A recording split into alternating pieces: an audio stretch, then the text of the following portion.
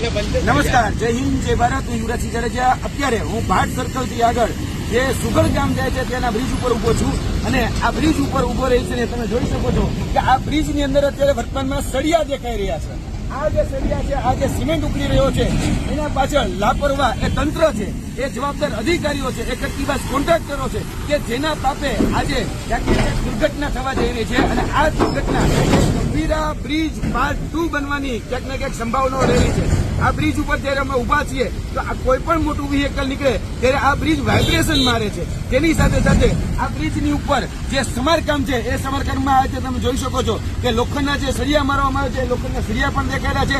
અને તેની સાથે સાથે આ બ્રિજ ખૂબ જ જર્જરિત હાલતમાં છે. એટલે ગંભીરા બ્રિજ પાર્ટ 2 ન બને એના માટે આ માધ્યમથી સુપર સીએમ અને તંત્રને અમે કહીએ છીએ કે તાત્કાલિક ધોરણે આનું સમારકામ કરવામાં આવે. અને આની પાછળ જોવા જઈએ તો આ જે ઘટના છે એમાં ભવિષ્યમાં કોઈ મોટી જાનહાની કે કોઈ મોટી દુર્ઘટના બનશે તો એ માનવ સર્જિત દુર્ઘટના ગણવામાં આવશે.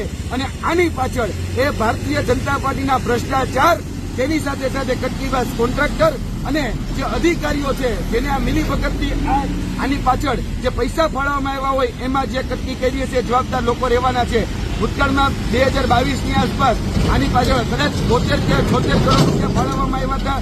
અને ઓડાની જે સ્કીમો છે, ઓડાની જે કહી શકાય કે ગ્રાન્ટો છે, એની પાછળ 2200 થી 2400 કરોડની ગ્રાન્ટ આ બ્રિજો પાછળને અલગ અલગ કહી શકાય કે સમારકામો પાછળ વાપરવામાં આવતી છે. તો આ ગ્રાન્ટો નાખવામાં ક્યાં આવે છે? આ ગંભીરા બ્રિજ પાર્ટ 2 ન બને એટલા માટે એક જાહેર જનતા તરીકે અમે સરકારને આ માધ્યમથી વિનંતી કરીએ છીએ કે તાત્કાલિક ધોરણે આ બ્રિજનું સમારકામ કરાવવામાં આવે.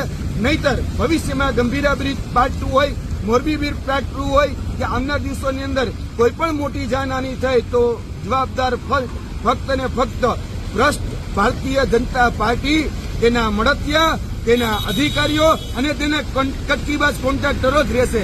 જય હિન્દ, જય ભારત.